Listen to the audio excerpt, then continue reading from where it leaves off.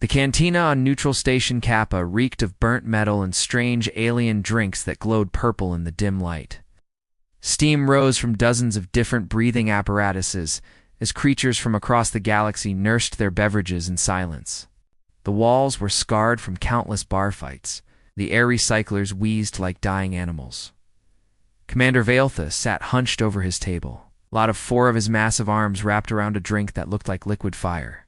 His exoskeleton bore the deep gouges and burn marks of a warrior who had seen too much combat.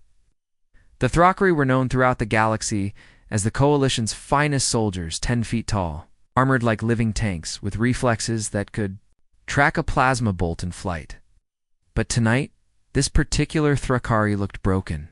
The young reporter slid into the booth across from him, her recorder barely visible in her palm. She was Zilani, one of the few species that looked almost human except for the silver skin and oversized eyes that never seemed to blink. Commander Vaelthus. I'm Kira from Galactic News Network. Thank you for agreeing to this interview. Vaelthus didn't look up. His black compound eyes reflected the cantina's lights like fractured mirrors. You sure you want to hear this story, girl? It's not the kind that makes for good viewing. The galaxy needs to know what happened during the Terra campaign. Official reports are classified, but the rumors, ... She leaned forward. They say an entire Coalition battle group was stopped by a handful of primitive ships. A bitter laugh escaped Vaelthus' mandibles, the sound like grinding metal. Primitive. That's what we called them too. He finally looked up, and Kira saw something in those alien eyes that made her stomach clench. Fear raw, filtered terror that had aged this warrior decades beyond his years. Tell me about the humans, she said softly. Vaelthus' S4 arms began to tremble just slightly. The drink in his hand sloshed as buried memories clawed their way to the surface. Around them, the cantina's usual chatter seemed to fade as if the universe itself was holding its breath. You want to know what it was? Like fighting them? His voice dropped to a whisper that somehow carried more weight than a shout. It was like fighting ghosts who refused to die. Demons who got stronger every time you hurt them. It was like discovering that the thing you thought was prey was actually the predator, and you were already in its jaws. He took a long drink. The alien alcohol burning down his throat like acid. Called it the Terra campaign. Lasted 18 months, cost the Coalition more ships than the previous 50 years of expansion combined. High Command classified it as a minor border skirmish. They didn't want the galaxy to know what really happened out there. Kira's recorder was picking up every word, but she found herself leaning forward, drawn in by the haunted quality in Vaelthus' voice. What did happen? Intelligence said they were primitives. It's barely space-worthy, using chemical propulsion and metal projectiles like throwing rocks at a starship. He laughed again, but there was no humor in it. My fleet was the 73rd Pacification Force. 47 vessels. 15,000 troops. Enough firepower to glass a planet. We were supposed to pacify their outer colonies in a standard rotation. Clean, efficient, by the book. The commanders. Mandibles clicked nervously, a sound that made several nearby aliens look up from their drinks. The first human ship we encountered was called the Deho. Strange name, but then everything about humans was strange. It was a cargo hauler, barely armed, maybe 30 crew. What? Should have been like swatting an insect. What happened? Their captain was some human named Taman. Guy couldn't have been more than 30 in their years. When we hailed them with standard surrender protocols, he came on screen laughing. Vaelthus' eyes grew distant, seeing something beyond the cantina walls, laughing. Not the nervous laughter of someone about to die, but genuine amusement. Like we'd told him the funniest joke in the galaxy, Kira felt a chill run down her spine. What did he say? Something in their language that our translators couldn't process? Later, we found out it roughly meant come and take it. But it wasn't the words that mattered. It was what he did next. Vaelthus' S4 hands clenched into fists. He did something no civilized species had ever done in 3,000 years of galactic warfare. The cantina seemed to grow quieter, as if every alien in the room was straining to hear what came next. What did he do? Vaelthus looked directly at her, his compound eyes reflecting the pain of a memory that would never fade. He rammed us. At full acceleration, while his crew was still firing their primitive cannons, 30 humans against a coalition battlecruiser, and they came at us like we were the ones who should be afraid. Commander Veldis drained his glass and signaled for another. The alien bartender, a blob-like creature with 6 eyes, slid a fresh drink across the table without being asked. The commander had been here many nights, always ordering the same thing, always with that same haunted look. After the Deho incident, we thought it was just bad luck, Veldis continued, his voice growing darker with each word. Maybe we'd run into some kind of human madman. Surely no entire species could be that completely insane. Kira watched as the massive alien's exoskeleton seemed to darken like shadows creeping across his shell. But you were wrong. It's dead wrong. He took a gulp of the burning liquid. High Command was furious about losing a battlecruiser to a cargo ship. They sent me new orders. Make an example of the next human settlement we found. Show the galaxy that the Coalition doesn't tolerate attacks on our vessels. The cantina's lights flickered, casting strange shadows across Veldis' scarred face. 3 weeks later, we found Kepler Station, a mining facility in an asteroid belt. Maybe 5,000 humans working the rocks. Perfect target for a demonstration. Kira leaned forward, her recorder catching every word. What was your plan? Standard siege protocols. Surround the facility, cut off all escape routes, demand surrender. If they refused, we'd disable their life support and wait them out. Clean, simple, effective. His mandibles clicked rapidly, a nervous habit that had gotten worse over the years. We deployed 30 ships in a perfect containment sphere around the asteroid field. Nothing bigger than a space rock could get through without us knowing. But the humans had ships there? 3 of them, the Jinwu, Somin, and Wujin. Vessels barely armed, designed for hauling ore and processing asteroids. Against our battle fleet, they should have been sitting ducks. Veldis' S4 hands clenched into fists. Any rational species would have opened negotiations immediately. Talked about terms, prisoner exchanges, maybe offered to pay tribute. Reporter waited as Veldis stared into his drink, lost in memories that clearly still caused him pain. Instead, they went silent for 6 hours. No communications, no surrender signals, nothing. Our sensors showed frantic activity inside the asteroid field, but we couldn't tell what they were doing. My tactical officers suggested we move in closer to investigate. Did you? I should have. Maybe things would have been different. He shook his massive head, but Coalition doctrine said to wait. Let them stew in their fear. Let the hopelessness sink in.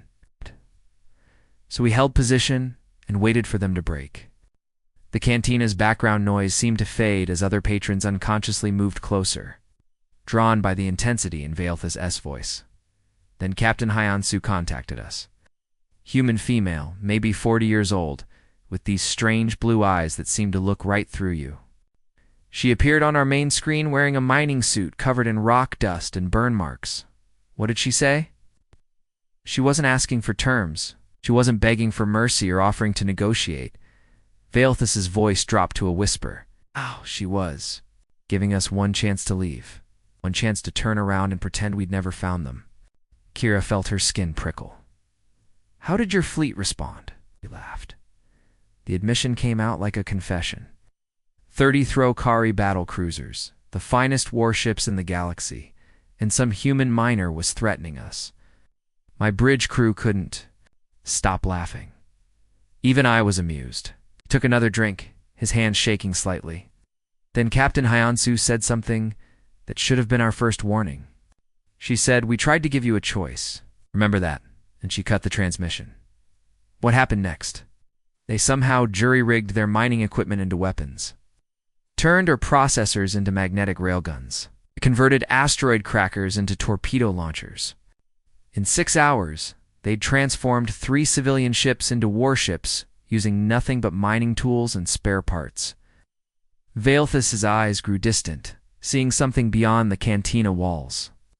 But that wasn't the worst part. They used the asteroid field itself as ammunition. somehow calculated trajectories that should have been impossible with their primitive computers. They turned chunks of rock into guided missiles. The reporter's breath caught. They weaponized the asteroids. Every single one. The entire field became their arsenal. His voice cracked slightly. The Salmon made the first move. Captain Yongho's ship dove straight into the densest part of the asteroid cluster and detonated. Her fusion reactor. The explosion created a debris cloud that blinded our sensors and scattered electromagnetic interference across the entire battlefield. She sacrificed her ship. She sacrificed everything. Her crew, her life, her ship. But while we were reeling from the blast, trying to clear our sensors and re-establish communications, the other two ships struck our command vessel. Valthus paused, his mandibles chattering, like an old machine running down. The Jinwu came in low, using the debris as cover, and fired a full spread of improvised torpedoes into our engine section. The Wujin hit us from above with a railgun that punched through our primary shields like they were made of paper. How much damage did they do? Enough to cripple our flagship and kill half the bridge crew? But Captain Hyansu wasn't finished. His voice became barely audible. Her ship, the Wujin, was burning from bow to stern, life support failing, but she kept fighting, kept firing, until her weapons overloaded. Kira waited, sensing that the worst part was coming. Her last transmission before her ship exploded was just 2 words in their language: "Remember us." Then she rammed what was left of her vessel into our communications array, cutting us off from the rest of the fleet. The cantina had gone completely silent. Even the alien bartender had stopped cleaning glasses to listen. We spent the next 3 years learning exactly what those words meant, Valthus whispered. Every human we encountered after that, every battle, every skirmish, they all carried the same message. Remember us. Remember that we were here. Remember that we fought. He looked up at Kira, and she saw something in those alien eyes that made her stomach turn. They didn't just want to win, they wanted to be remembered. And they made sure we could never forget. The alien alcohol was starting to affect Valthus now. His forearms moved more slowly, and his compound eyes had trouble focusing. But the memories were as sharp as ever, cutting through the haze like a plasma blade through whole plating. The real nightmare began at New Sol, he continued, his voice barely above a whisper. The cantina's noise seemed to fade around them, as if the universe itself was leaning in to listen. Their first major colony world, beautiful place from orbit, blue oceans, green continents, white clouds swirling like peaceful dreams. Kira watched as the massive alien's exoskeleton seemed to darken with each word. How big was the population? 2 million humans. Men, women, children, elderly. A complete civilization just starting to bloom. Valthus' mandibles clicked softly. High Command was tired of embarrassing losses. They wanted a decisive victory that would break human resistance across all their territories. Our doctrine was simple: orbital bombardment until surrender. Show them the price of defying the coalition. The reporter felt a chill run down her spine. Standard pacification protocol? Exactly. Park the fleet in orbit, demand surrender, and if they refuse, start glassing their cities one by one until they break. He took another drink, the liquid glowing faintly as it went down his throat. We'd done it 100 times on 100. Worlds, most species surrender after we demonstrate our firepower on an empty continent. The smart ones give up before we fire a single shot, but humans aren't most species. No, Valthus said, his voice heavy with something that might have been respect. They're not. The cantina's lights flickered again, and somewhere in the background, an alien musician was playing a mournful tune on an instrument that sounded like dying stars. We took position over New Sol with 67 ships, enough firepower to crack the planet's crust if we wanted to.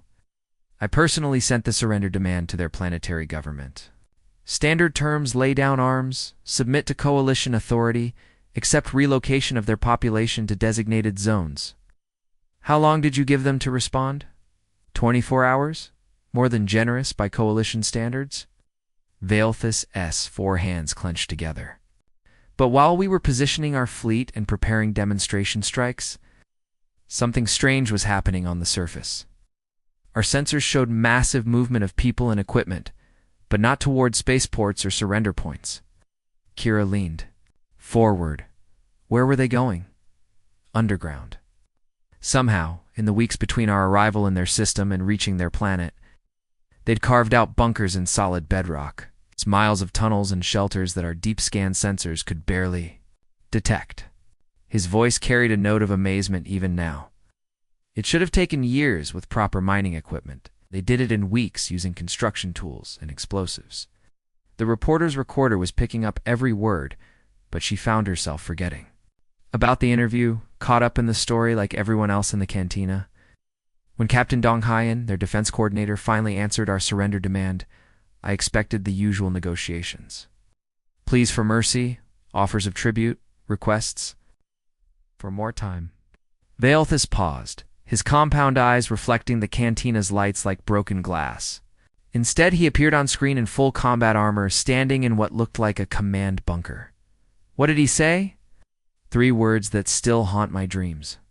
The commander's voice dropped to barely a whisper. He looked directly into the camera, smiled, and said, "Come down and take it." A collective intake of breath rippled through the nearby aliens who had been listening. Even species that had never heard of humans seemed to understand the weight of those words. We began orbital bombardment the next morning. Precision strikes on military targets, government buildings, communication centers, standard procedure to break their command structure. Veilthus's voice began to shake.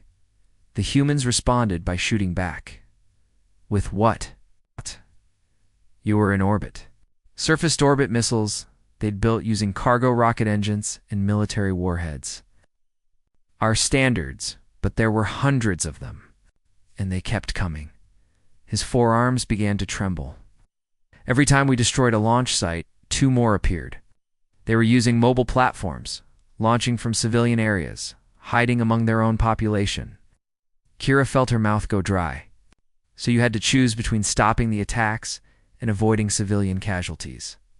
Exactly. And that's when we realized this wasn't going to be a standard pacification. Veilthus drained his glass and immediately signaled for another. High Command ordered us to begin ground operations. Secure key positions, capture their leadership, end the resistance quickly. How did that go? The alien's laugh was bitter and hollow. It went like nothing we'd ever experienced. The moment our drop pods hit atmosphere, we knew we were in trouble. They'd turned their entire planet into a fortress. The cantina's background noise seemed to fade completely, as Veilthus described the months that followed. Urban warfare that violated every principle of civilized combat. Their lieutenant, the Jinn, turned a children's playground into a kill zone using improvised explosives made from household chemicals. When our troops moved in to secure what looked like an innocent park, the swings and slides became deadly traps. They used civilian areas as battlefields, used everything as battlefields. Colonel Minho coordinated guerrilla strikes from sewage systems we didn't even know existed. Our soldiers would be patrolling a street, and suddenly plasma fire would erupt from manholes and storm drains. By the time we responded, the humans had vanished back into their underground maze. Veilthus' voice began to crack with emotion. But the worst part wasn't their tactics or their weapons. It was their unity. Every single human on that planet was part of the resistance. Civilian engineer Nayang risked her life crawling through, burning buildings to repair communication arrays while our artillery was pounding the city. Memetic Jaehoon treated wounded soldiers in a basement clinic while the building above him was collapsing from incoming fire. The reporter found herself holding her breath. They didn't separate military from civilian. There was no separation. They didn't fight like an army defending territory. They fought like a single organism defending its young. His compound eyes grew distant. Parents would shield evacuation routes with their bodies while children helped carry ammunition. Elderly, humans used their knowledge of the city to guide strike teams through areas we thought were secure. How long did this go on? 4 months of constant fighting. We lost more troops in those 4 months than in the previous 20 years of coalition expansion.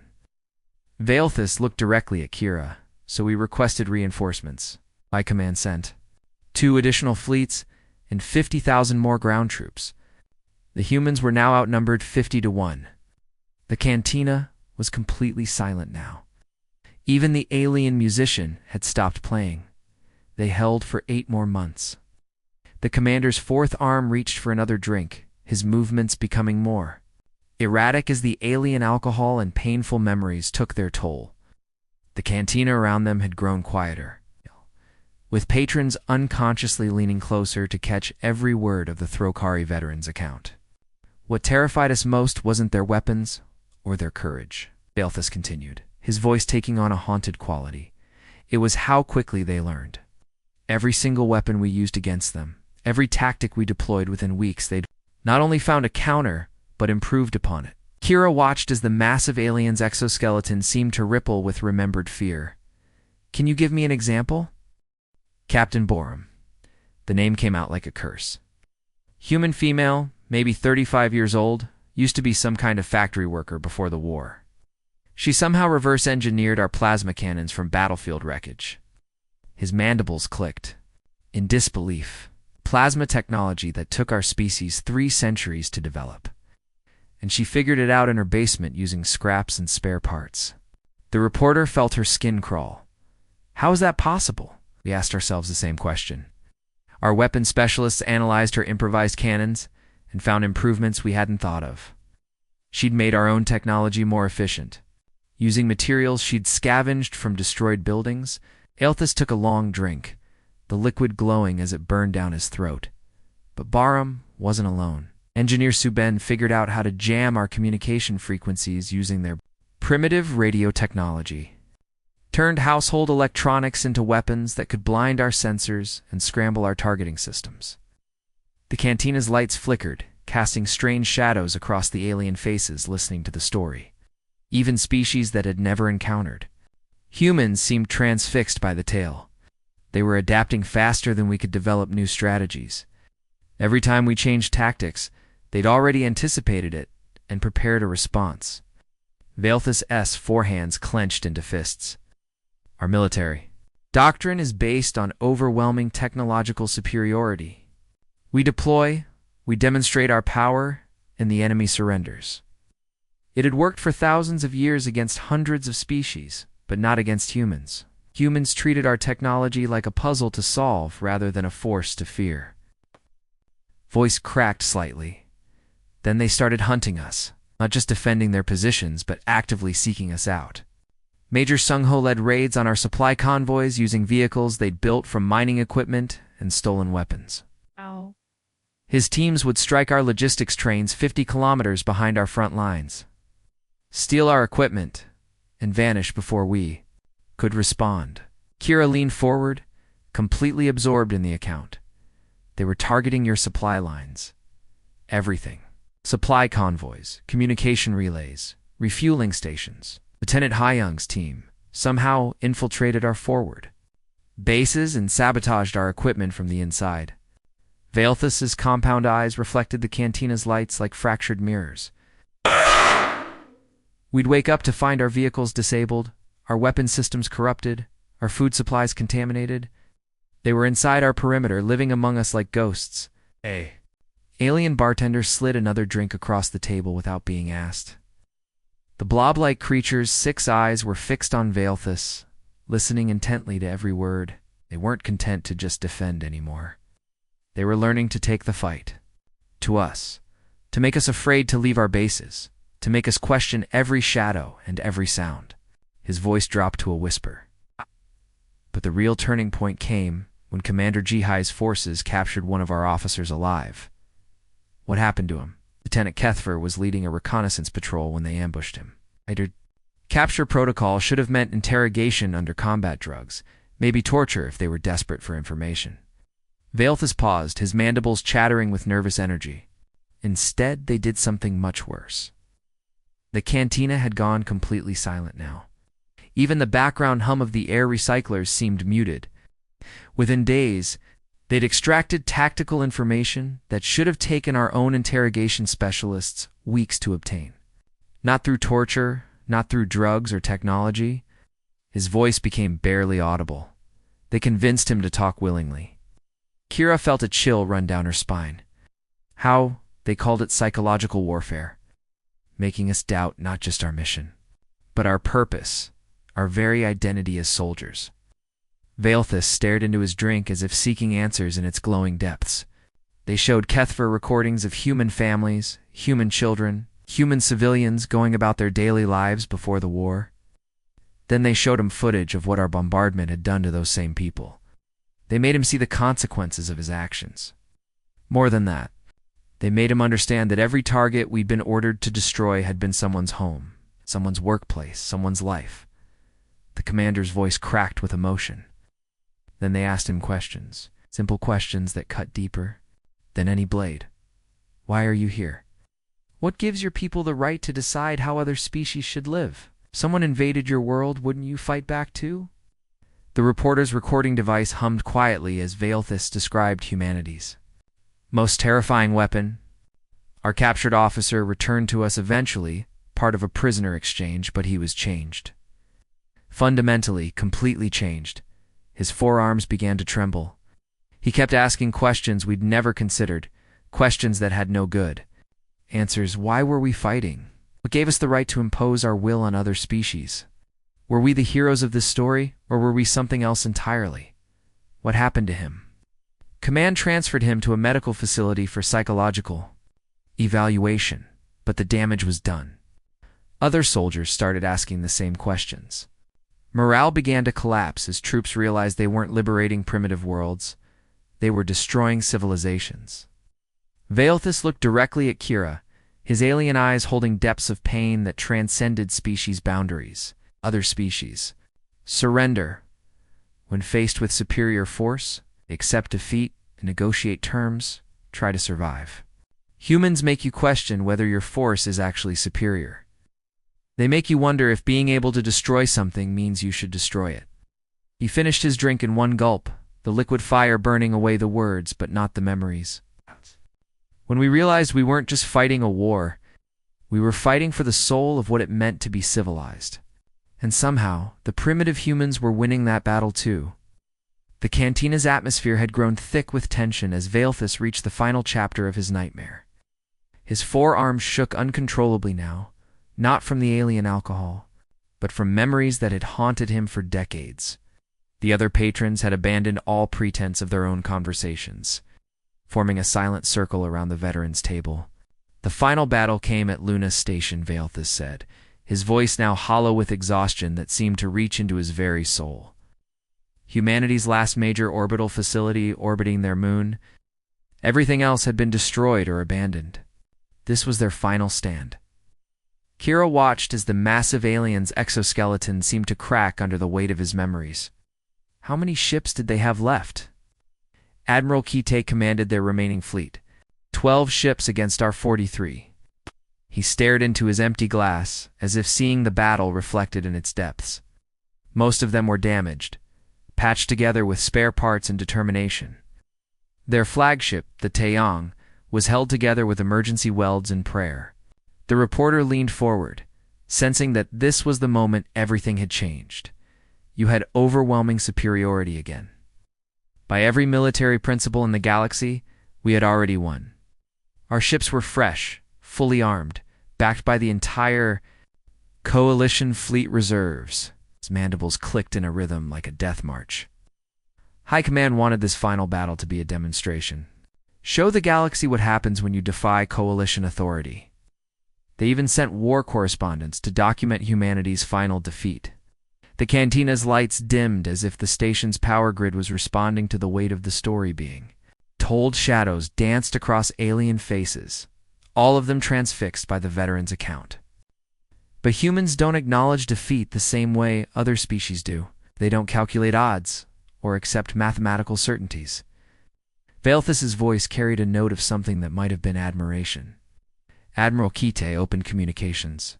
One last time before the battle began. I expected surrender terms, maybe a final plea for mercy. What did he say? Thanked us. The words came out like a confession. Thanked us for teaching humanity what they were truly capable of. Said we'd given them the greatest gift one species could give another, the knowledge of their own strength. Kira felt her blood run cold. He was grateful? Then he did something that still gives me nightmares. Admiral Kite used a tactic we'd never seen before, something that violated every principle of warfare we understood. Valthus' four hands clenched together until his knuckles creaked. Instead of trying to win, he focused entirely on making sure we couldn't win either. The alien bartender had stopped even pretending to work, all 6 eyes fixed on the unfolding tale of humanity's last stand. His ship, the Taiyang, led a formation that systematically destroyed both fleets' ability to continue fighting. They targeted our engines, our weapons, our life support systems. Not to capture or disable, to eliminate our capacity to wage war anywhere in the galaxy. A mutual destruction strategy.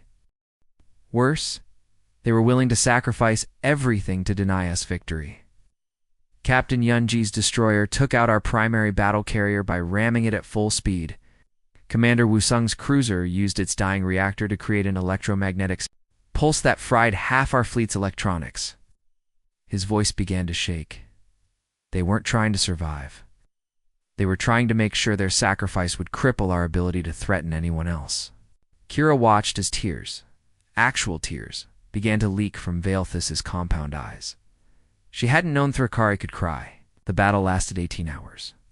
18 hours of watching humans throw themselves at our guns with the fury of a dying star. Every ship they lost took 2 of ours with it. Every pilot who died made sure their death counted for something. How did it end? Major Suyang was the last human pilot still flying. Her fighter was burning from nose to tail, life support failing, weapons depleted. She could have ejected.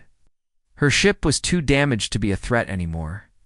Any reasonable being would have abandoned the fight and tried to survive. The cantina had gone completely silent. Even the station's background hum seemed muted, as if the universe itself was holding its breath. Instead, she aimed her dying ship at our command vessel. Our point defense should have stopped her, but our systems were damaged. Our targeting computers fried by electromagnetic pulses. Valthus' voice dropped to barely a whisper. She transmitted one final message as she came at us. What did she say? Earth remembers. His forearms began trembling violently. Then she smiled. We could see her face on our monitors. Burned and bloodied, but smiling like she'd just won the greatest victory in galactic history, and she crashed into our bridge. The silence stretched. For long moments before Valthus continued, the explosion killed our admiral and half the command staff. But that wasn't the worst part. The worst part was understanding what she meant. He looked up at Kira with eyes that held depths of pain no translator could convey. Earth remembers every species that ever stood up to tyranny. Earth remembers every fight worth fighting. And now Earth would remember us as the species that learned too late what they were really fighting against. What happened after that? High Command finally understood. We weren't fighting for territory or resources or galactic dominance. We were fighting for survival ours, not theirs. His voice cracked completely. Because humans had taught us something no species in galactic history had ever learned. Kira waited, knowing the answer would change everything. That some wars aren't worth winning. That victory without honor is just another form of defeat. That destroying your enemy completely means destroying part of yourself in the process. Valthus stood slowly, his aged frame creaking like an old ship in a storm. The other patrons watched in respectful silence as the veteran prepared to leave. The armistice was signed 3 days later, not because we were defeated militarily, but because we realized that defeating humanity would require becoming something we couldn't live with being. We would have had to glass their worlds, exterminate their population, eliminate every trace of their culture and history. He paused, at the table, looking down at Kira with something approaching gratitude. You want to know what it was like fighting humans? It was like discovering that the galaxy's newest species was also its most dangerous teacher. They didn't just show us how to fight, they showed us why we shouldn't. The old commander walked toward the cantina's exit, his footsteps echoing in. The absolute silence. At the door, he paused and looked back one final time. The humans are still out there, building, exploring, growing stronger every day. The galaxy is a safer place because of the peace treaty we signed. Their colonies are thriving, their ships travel freely through coalition space, Their culture is spreading to 1,000 worlds. His compound eyes reflected the cantina's lights. One last time. Sometimes in my nightmares, I wonder what would happen if they ever decided that peace wasn't worth keeping. Because if humanity ever goes to war again, they'll remember everything we taught them about fighting. And they'll remember that the galaxy once tried to destroy them. Balthus disappeared into the station's corridors, leaving the reporter alone with her recording and the weight of his words. Around her, the cantina's patrons began to whisper among themselves. But their voices carried a new note of respect and fear for the species called humanity. Kira sat in the silence for a long time, staring at her recording device and wondering. If the galaxy was ready to hear this story, then she remembered Major Su Young's final message and Admiral Kide's words of gratitude. And she knew that some truths were too important to keep hidden. Earth remembers. And now, so would everyone else. The end.